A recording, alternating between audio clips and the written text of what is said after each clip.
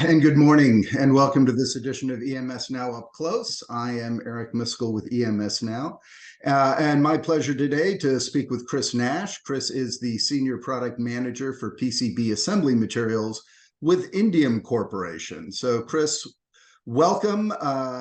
It's good to catch up again. And why don't we begin by just allowing me let you introduce yourself and explain to the audience what exactly a senior product manager of PCB assembly materials does. Sure. So I look after the day-to-day of all PCB assembly materials, whether it be solder paste, bar, wire, wave flux, tack fluxes, rework materials, anything that goes into manufacturing PCBs for electronic manufacturing. Well, that makes complete sense then. So, listen, what I wanted to talk to you about today is the issue of high reliability solder. There seems to be a lot of discussion and effort within the industry regarding that these days. Why is that? Well, I think mission profiles, number one, are extending. We have the automotive realm where you have EVs coming into play and a lot of electrical reliability concerns, a lot of thermal from a thermal cycling standpoint. Longer mission profiles are going to be important for the automotive realm, but it's bigger than that. There are a lot of other industries that are looking at higher reliability options. SAT-305 is not good enough for everyone anymore. I think the industry really settled on SAT-305, and now we're seeing kind of an alloy divergence happening within the industry, but it's also bigger than the alloy itself. It's really the flux, and is more specifically the flux residue reliability left on the assemblies. So we really kind of have a two system or an area where we are looking at flux reliability as well as alloy reliability. So when someone comes to me or to one of our tech support engineers at Indium Corporation and says, we're looking for a high reliability solder paste or a high reliability solder solution, we start to really get down to the nitty-gritty details of what it is that you actually mean by high reliability. Because it really could be thermal cycling reliability, it could be drop shock reliability, it could be just the mechanical reliability. So electrical, mechanical, and thermal are the big ticket items that people are talking about when it comes to reliability. On the other side of the equation, we have flux reliability, and that's mostly related to SIR or ECM performance. But it could also mean that they're talking about voiding and thermal reliability. Reducing the voiding is going to be able to improve your thermal reliability. So it's kind of an interesting discussion that we start to have with a lot of our customers in what do they actually mean when they say that they need a high reliability solution. So let me ask then, so when you engage with a customer around that, do you have to consider what the entire board kind of layout is, what their product that they're building looks like, and what all is incorporated in the board in order to do that? Or just knowing what type of industry and application it is that sufficient? It really depends. If you're talking to someone in the automotive industry, that is really going to send you down a specific rabbit hole, and you really can have a good feel for what they're asking for and what their needs are. It doesn't cover every single automotive customer out there because everyone's got their own unique needs. But for instance, a lot of automotive people are talking about thermal cycling emissions of -40 to 125 at 3,000 cycles or greater, where it used to be 1,000 cycles or 500 cycles at a lower temperature, -40 to 100 or -40 to 105. So we're seeing a lot of people looking for the higher thermal cycling performance in a solder paste alloy there. Now, some of the other industries like power are really more concerned with the voiding performance and the thermal performance of a solder solution. So we have flux vehicles as well as alloy designs that can help reduce voiding on some of those sensitive assemblies. The other thing that we focus on with our tech support team is the process. So there are process techniques that we can utilize, like vacuum reflow as an example, or formic acid reflow for more of the preform technology. But we can certainly have a greater idea on what it is that you're trying to achieve. What process do you currently have? Are you willing to go to in order to come up with a solution for those electrical, mechanical, and thermal performance requirements? Okay, that makes sense. So, and you've mentioned it or touched on it a few times here, the whole e-mobility area there. Within that, with EVs and all of those, there's certainly a need for higher reliability materials. And you talked about longer mission profiles, but is it the temperatures? Are there other issues as well that are driving that? Well, I think it's also the higher voltages that we're seeing with e-mobility, right? So especially for the EV chargers that are out there, or the charge ports that are connecting to those EV chargers, we're starting to talk about 600 to 1,000 volts of electricity. That's something that the industry is really focused on understanding more when it comes to the electrical reliability of the flux residues left behind, and really trying to determine how to test for these high voltage assemblies with regard to electrical reliability. Now, a lot of people are saying that, well, since there isn't a test that's currently out there, or an industry standard that's currently out there, we're just going to clean the flux residue off, and therefore we won't have an issue with electrical reliability due to the flux residue. But there are other things that we can do as well with design.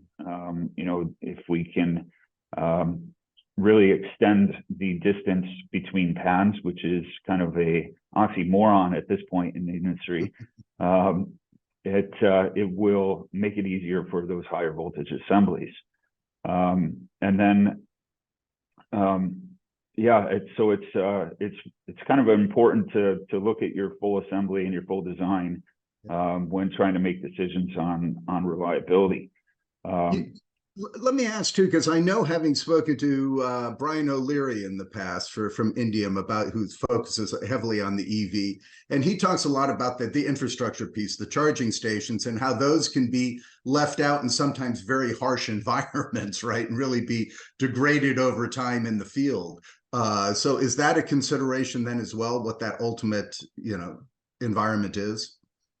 Yeah, I think it is. There's a lot of things that people are doing with potting and conformal coating that need to be taken into consideration. And really, when you're talking those high voltages, standard SIR and ECM tests are really not going to be the answer at that point. We're really talking about arcing, electrical arcing, rather than dendritic growth with those high voltages. So protecting the assemblies from those types of environments is detrimental to the reliability. It's essential to the reliability of the assemblies and the long-term performance. Okay. So what other types of other markets or applications are concentrating on high reliability? Pretty much everyone. As I said, we're seeing an alloy divergence within the industry, from Sac-05 to either low temp or some of the more traditional automotive type high reliability alloys. And so, a lot of the consumer products are looking for high reliability in low temperature, where bismuth-based alloys have been traditionally what the industry is focused on for low temperature, but they realize that any handheld devices are probably not going to meet the cut from a drop shock standpoint. So that's just another reliability requirement that some other industries are going to have. I think the mobile industry is looking at flux reliability, electrical reliability as miniaturization continues. I think that's been a topic within the industry since I started about 20 years ago. So it's fascinating how small things are getting, and it's not just on the XY planes, it's on the Z axis as well, especially with some of the low standoff components. And when people are trying to put underfill under those components, it's becoming more difficult to do if you have any flux present or flux residue present underneath those low standoff components. That would impede with the underfill flow. So looking at low residue materials is going to be something of importance to the mobile phone manufacturing space. But it kind of all stems from the automotive industry. I think the automotive industry is really leading the charge from a reliability standpoint. I think the aerospace and defense industries are also following suit. But it really depends on what industry you're in, what type of reliability you're going to be concerned with. That makes sense. So what does enhanced electrical reliability mean exactly? Yeah, so enhanced electrical reliability is a term that Indium Corporation uses in hopes that the industry kind of adopts over the next few years here. And really, it's dealing with tighter spacings, higher voltages, and longer times. So we're seeing a lot of the industry specifications like the J standard SIR test or electrochemical migration testing not being good enough for the industry demands at this point. So what's happening is you have a lot of specialty tests or test methods that people are developing on their own, especially in the automotive space where mission profiles are longer and more strenuous.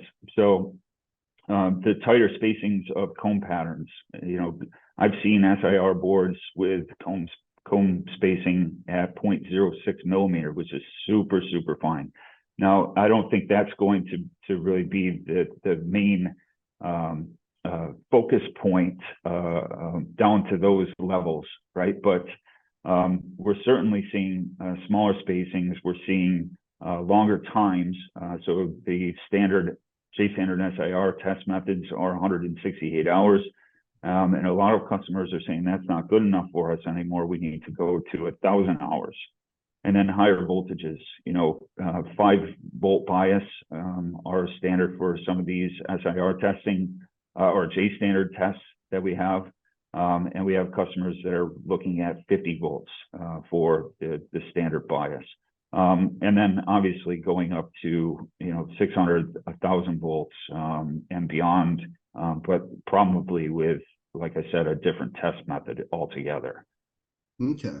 Interesting. And it's interesting when you talk about the longer times. I remember, like with EVs, these products are always on, right? Whether they're moving or charging, there's something alive and happening in there, right? So there sure is, yes. That's the challenge. So what are some of Indium Corporation's responses to this in the area of material advancements to deal with high reliability?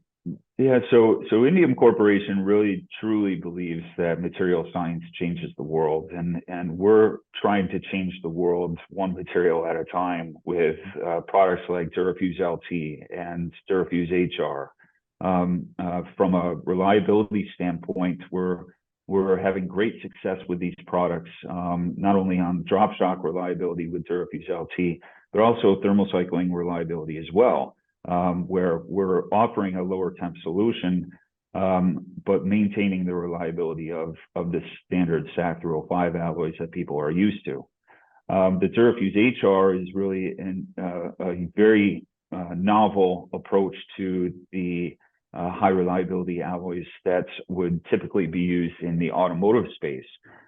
So we are really focused on -40 to 125 and -40 to 150 thermal cycling, but we understand that most of the high reliability alloys out there in the industry have an issue with voiding because of the long plastic range and some of the elements that are used within some of these high reliability alloys.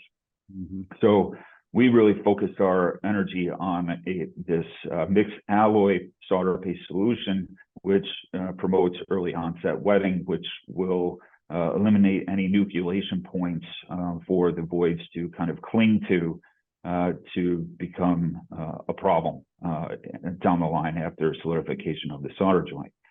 And then obviously we have our 8.9 HF series solder paste flux vehicles, which are more aligned with the flux reliability or the electrical reliability. So we're really rounding out our product space here and focusing on reliability and really driving reliability by eliminating or mitigating defects that can occur at the end of line or even beyond the end of line at in the field. Mm-hmm. That was a lot. So obviously you're just not sitting pat there. You're responding to all of this in a very proactive manner. Absolutely. Our R&D team is very, very busy these days, whether it's on the alloy side of the equation with our metallurgical teams or the flux side of the equation. We have a lot of commercially available products that will meet the needs of a lot of these challenges that people are facing today. So tell me then, how can people connect with Indium Corporation to get more information about what we've been talking about? I know that Productronica is coming up in a couple of weeks. That's a big industry show. You will be there. So tell us about how people best connect. Yeah, so we have a world-renowned tech support group, and we're throughout the entire world. So you can contact our tech support group. You can find us via www.indium.com.